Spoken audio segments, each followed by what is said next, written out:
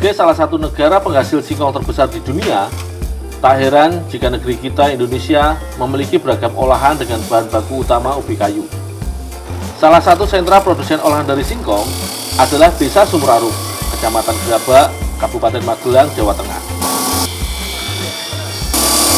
Singkong yang banyak diolah adalah jenis Renggani, salah satu jenis singkong terbaik yang ada di Pulau Jawa. Dalam sehari, Desa Sumur Arum memerlukan singkong hingga 40 ton, sehingga untuk memenuhi kapasitas produksi seluruh desa, singkong didatangkan dari kabupaten lain seperti Wonosobo dan Temanggung. Salah satu olahan khas Magelang yang paling populer adalah selondok. Proses pengolahan selondok dimulai dari pengupasan yang langsung dilanjutkan dengan pemarutan. Itu dipres aja. Oh, ya Pak. Dalam sehari, singkong yang harus diparut adalah 3 ton banyaknya. Normalnya produksi selondok akan selesai setelah 1 minggu lamanya. Pemarutan adalah tahap kedua yang harus diselesaikan pada hari pertama.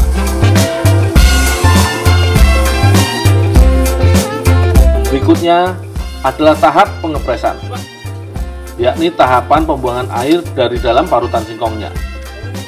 Karung singkong harus disusun sedemikian rupa di atas tempat pengepresan. Selanjutnya diberi tekanan dengan alat dongkrak yang diletakkan di atas tumpukan karung.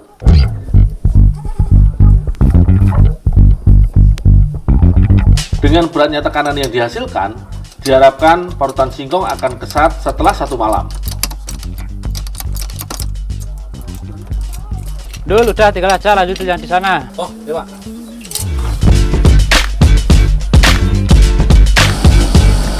Setelah dipres semalam, selanjutnya akan dilakukan proses gempur dan pengayaan. Gempur adalah proses mengurai kembali hasil presan singkong. Akibat dipres lama, parutan singkong akan berubah menjadi semacam gumpalan yang sangat kesat sekaligus padat. Ini harus diuraikan lagi dengan cara diparut kembali.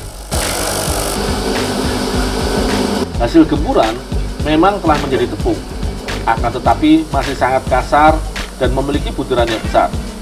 Oleh karena itu, harus dilakukan proses pengayakan lagi, sehingga dihasilkan tepung singkong yang lebih halus. Memang perlu tenaga ekstra untuk mengayak tepung kasar yang agak lembab seperti ini.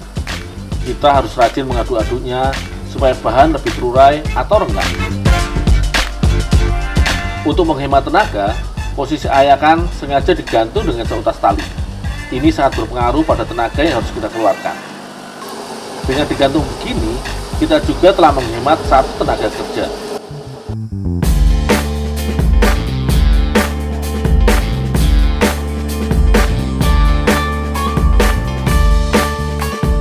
Adonan kerucut yang telah matang akan didinginkan selama 3 hari 3 malam lamanya.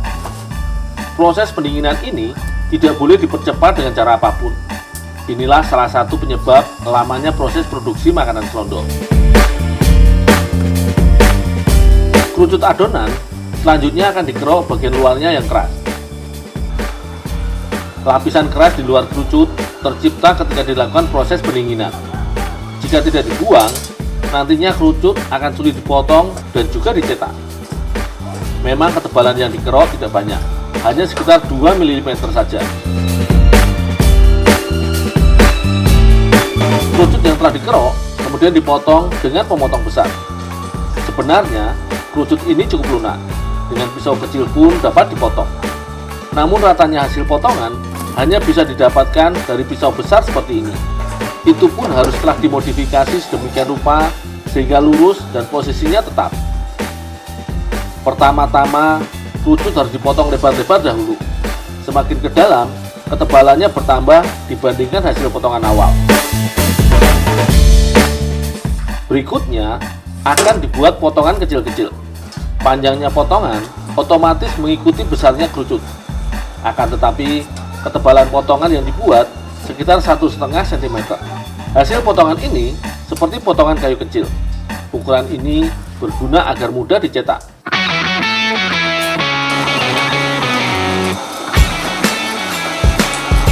Hebatnya, kerucut bahan selondok masih dapat digiling atau dicetak setelah 3 hari didinginkan. Padahal Air yang ada pada geruduk ini hanya didapatkan dari proses pengukusan saja. Alat cetak yang digunakan adalah gilingan kecil. Alat ini sebenarnya seperti alat giling kebanyakan.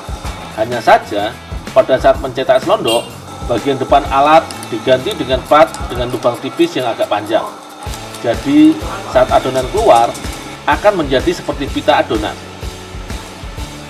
Pencetakan ini biasanya akan dilakukan mulai pada hari ketiga proses produksi. Terkadang, proses pencetakan ini dilakukan hingga larut malam. Apalagi saat permintaan pasar akan produk selondok sedang meningkat. Hasil cetakan langsung diproses lagi.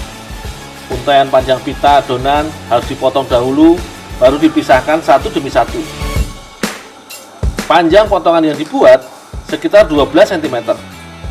Proses ini disebut suwar-suwir, yaitu istilah untuk menyebut pemisahan lembaran-lembaran kecil menjadi lembaran tunggal.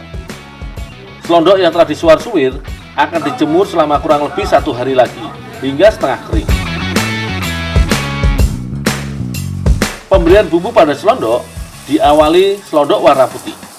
Setelah itu, tong plastik ditutup dan selanjutnya diputar.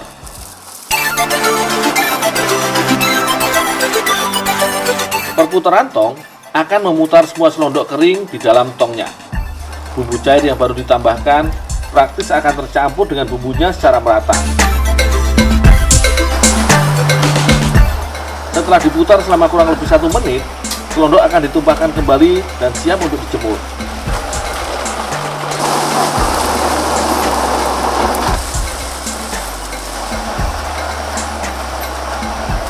Selain warna asli yakni putih, juga sering dibuat selondok dengan warna oranye. Ini adalah warna kedua yang juga laku di pasaran. Bumbu utama terdiri dari garam, berbagai bumbu dapur dan cabai yang telah dihaluskan. Kedua, bahan utama ini kemudian akan ditambahkan dengan air secukupnya. Agar tercampur merata, bumbu harus diaduk-aduk berulang kali. Terakhir, akan ditambahkan dengan pewarna makanan secukupnya. Bumbu warna sekaligus untuk menandai bahwa ini adalah selondok yang rasanya lebih pedas. Saat matahari sedang panas seperti ini, penjemuran akan dimaksimalkan. Jadi, dalam sehari, bisa bertonton selondok akan dikeluarkan di halaman penjemuran. Proses penjemuran akan dilakukan selama 1 hari penuh. Selain itu, pekerja juga harus rajin membalikkan beberapa kali agar semua dapat kering bersamaan.